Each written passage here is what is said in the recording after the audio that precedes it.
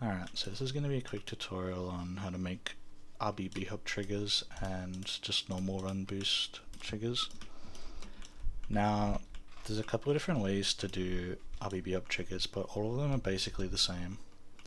Now, I've made this pretty basic setup. None of these are actually triggers yet, so they're just blocks, texture just triggers. I've got my spawn point, which we're going to change to info teleport destination. This is so we can set it as a location to be reset to. So let's just call this guy spawn and leave him there for now.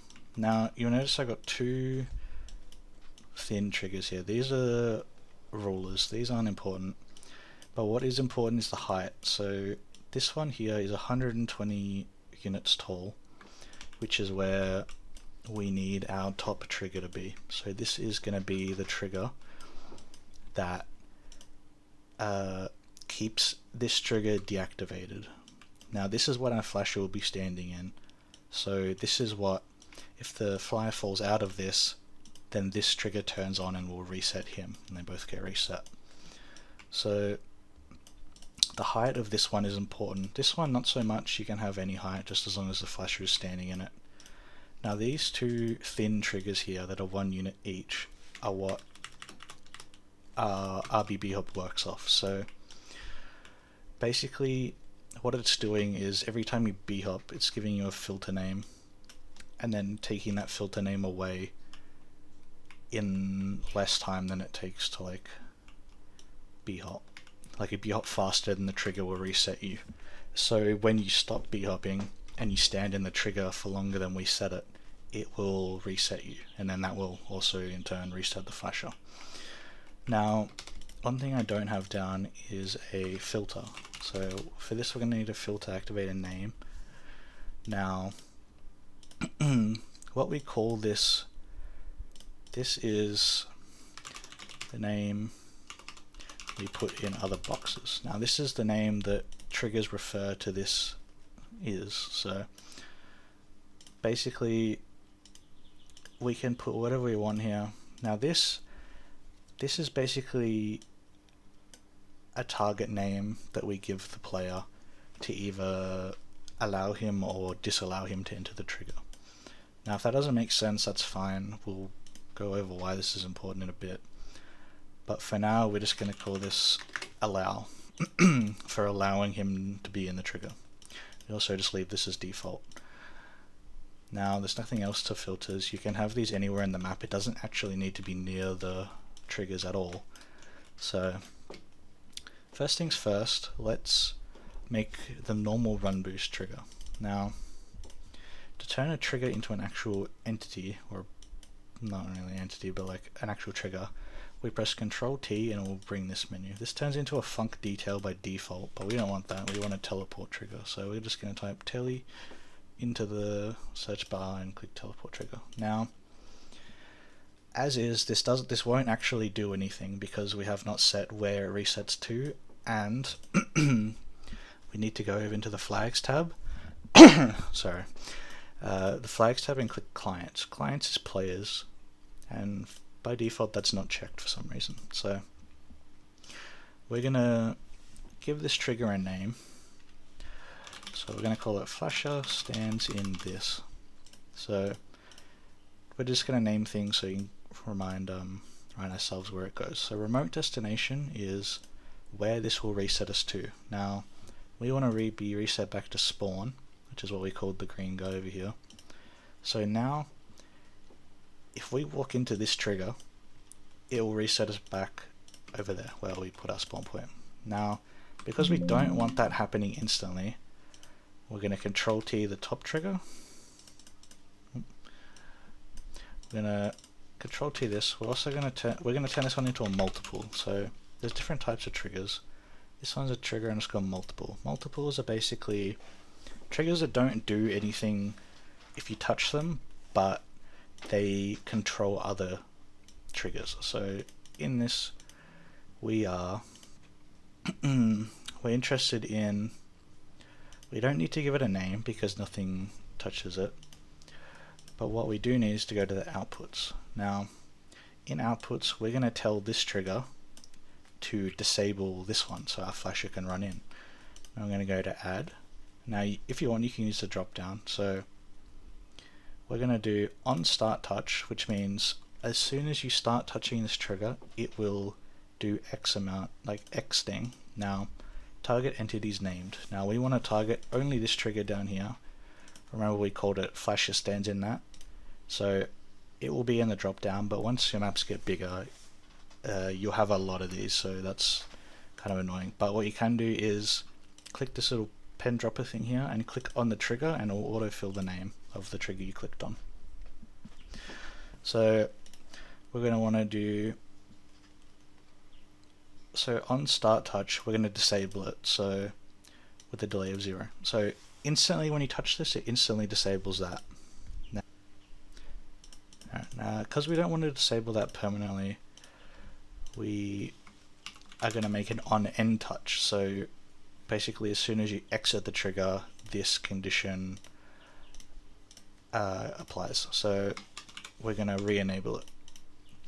See, we don't need to set a delay because the delay before reset is by default 1, and trigger multiples also have clients ticked by default, so you don't need to worry about that.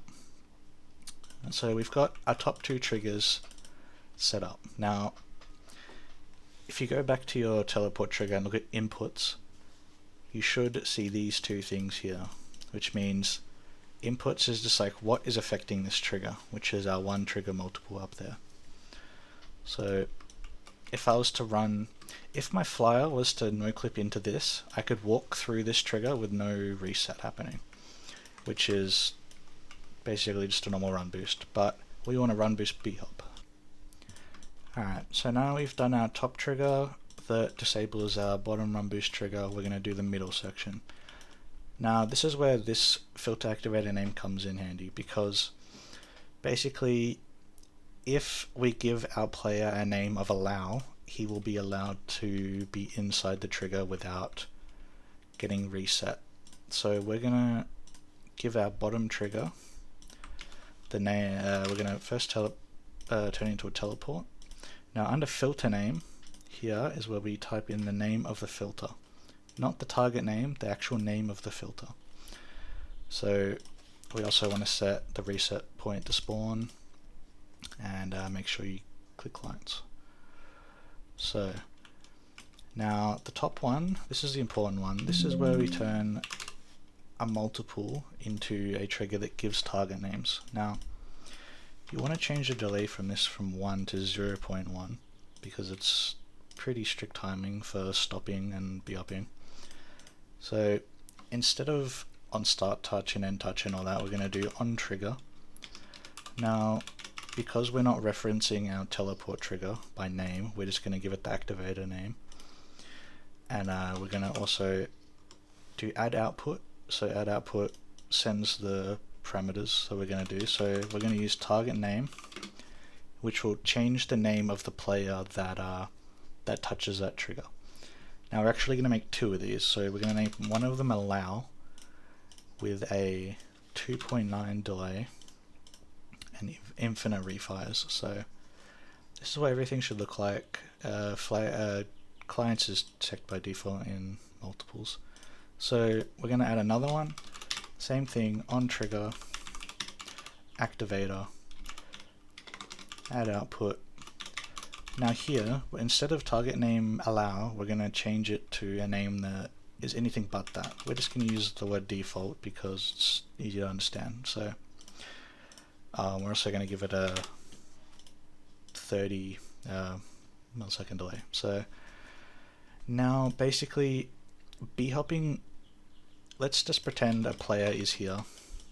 Well, he's going to be lower than that, but let's just pretend you're bhopping on his head. It's going to be constantly changing your target name back and forth between those 2 things. So if you stop bhopping, you'll be standing in this trigger, which is linked to our filter, which requires you to have the name allow. Now because we put a different name, default, as the longer one, it will like you'll have that name, so it will technically, like, it'll get angry and reset you. Now this is all you need to do pretty much. Now because I don't actually have someone here to test this with me, I'm going to quickly make a box so I can stand in the trigger and show you. So we're back on my compile. Alright, so I'm in my map, and if we turn on show triggers, I'm just here in LAN. This isn't a trick server or anything, this is just default. So you can see we have our trigger multiples that are green, so they're on the top, and our 2 reset triggers. So if I try and jump into the bottom, like if I go into this trigger, it's going to reset me because nobody is standing in this to deactivate that for me. Now it's essentially the same thing here. If I walk into this, it's going to reset me because I was in the bottom trigger for too long. Now if we bhop and move over into the trigger, see how it doesn't reset us? It's because we're not in the trigger long enough to get reset. So that's basically rbbhop triggers in a nutshell. And obviously you'll be bhopping on a player instead of a block, but you know, it works all the same.